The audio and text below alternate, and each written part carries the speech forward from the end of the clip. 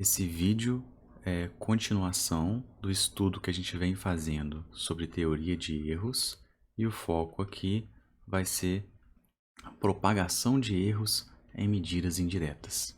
O link para acesso ao material didático está aqui na descrição. A gente vai usar a apostila para entender a fundo quais que são as formas de propagação de erros quando a gente tem duas ou até três ou várias medidas. E aí a tabela 6 nos mostra aqui algumas relações. A gente vai simplificá-las bastante, escrever de maneira bem didática, não vão ser nem essas aqui que a gente vai utilizar. Mas o nosso objetivo aqui vai ser apenas introduzir a teoria e começar a entender como fazer esse tipo de propagação. As demonstrações matemáticas vão ficar aqui no texto escrito para poder ser consultado, para quem tiver aí interesse em entender um pouco melhor. Vamos lá para o quadro. Vamos introduzir aos poucos as equações que mostram como operar com dois números que são resultados de medida. Vou começar aqui pela mais simples, que é a soma. Caso eu queira efetuar a soma de dois números, do tipo x mais ou menos ΔX com y mais ou menos ΔY, olha, é bem intuitivo, né? O valor principal a gente vai somar, isso não tem novidade nenhuma. A pergunta, é claro, está aqui no erro. Como que eu opero com os erros? Bom, nada mais intuitivo do que a gente pensar. A gente já viu até em vídeos anteriores, né? Lembra daquela história de eu vou de A até B e depois de B até C? Quando eu erro fazendo a medida de A até B, eu erro novamente indo de B até C, esses erros são cumulativos. O fato de ter errado um pouquinho para cá ou um pouquinho para lá, ou seja, parar um pouquinho antes na hora de medir, não vai tornar a segunda medida mais precisa. Claro que não. Então, o que eu tenho que fazer é somar os erros, porque é a forma intuitiva de entender essa equação. Vamos olhar agora para um exemplo, para ficar bem claro, um exemplo numérico. Tinha preparado aqui para a gente essa operação. Então, o que eu tenho que fazer, olhando a equação de cima, eu tenho que somar, olha, valor principal, ele se soma com o valor principal. Então, eu vou fazer 2,5 mais 7,6, esse dá para fazer de cabeça, né? Isso dá 9,56. Aí, mais ou menos, os erros eu devo somá-los. Então, 0,67. Só que a gente já viu que o erro deve ser escrito com apenas um algarismo. O que eu tenho que fazer? Bom, eu escrevo aqui o valor do erro. Lembra que a gente começa escrevendo o resultado final pelo erro. Ele vai ter apenas uma casa depois da vírgula. Com isso, eu sou obrigado a arredondar o valor principal para apenas uma casa depois da vírgula também. Pela discussão que a gente teve antes, né? Se esse valor aqui mostra para mim que eu tenho uma imprecisão em décimo de centímetro, o valor principal também vai ter que mostrar esse tipo de precisão. Vamos tratar agora do caso da subtração. A gente vai ver que ele é muito parecido com o caso da soma. Quando eu tenho que subtrair dois termos, a equação está ali. O que ela me mostra? Bom, um valor do tipo, né? X menos y, quando os dois têm erros, o que eu vou fazer? Bom, o valor principal é intuitivo, né? X menos y. Agora, esse exemplo aqui é análogo ao do vídeo anterior, que eu fazia aquele experimento de ir de A até B e depois voltar de B até A. Quando eu erro, um pouquinho para cá, um pouquinho para lá, nas duas medidas, os erros das duas vão contribuir para o erro principal, ou seja, o erro ele é propagado. Cada uma das medidas piora a medida final. Medir duas vezes é bem pior do que medir uma vez só. Você vai aumentando o erro. Logo, na subtração, o erro também é somado. Vamos fazer aqui um exemplo, né? Mais fácil ver com números. Coloquei aqui, ó, essa continha para a gente fazer. O que eu tenho que fazer? Bom, o valor principal não tem o que pensar. Vou obter ele na tela da calculadora, 3,14. 0,994. Mais ou menos. O erro agora é somado. Então, 0,009 metros. Nesse caso aqui, mais simples possível, né? Já tem um algarismo no erro, então eu vou ter que parar aqui na terceira casa depois da vírgula. Nada a modificar. Esse é o resultado final. Só enfatizando que o erro eu somei, não subtraí. Vamos olhar juntos agora a equação para multiplicação. Ela não é tão intuitiva quanto as duas primeiras. Dessa forma explícita, mostra para a gente aquilo que a gente já esperava, né? O valor principal, ele é claramente os dois valores multiplicados. Isso aqui não tem novidade nenhuma, como esperado mesmo. X vezes y é o produto dos dois valores principais. Já os erros, eles não são somados, eles nem subtraídos, obviamente, né? O que acontece? A gente escreve essa expressão matemática para eles aqui. Essa forma de escrever não é única, mas é uma forma que traduz uma relação entre os erros de x e y e tornam esses erros valores pequenos.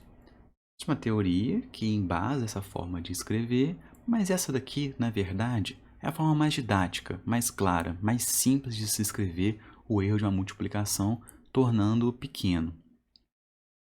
Vamos partir logo para um exemplo. Nesse caso aqui, eu já deixei preparado para a gente, vamos só entender os cálculos que eu fiz anteriormente. Bom, o exemplo é a primeira linha, né?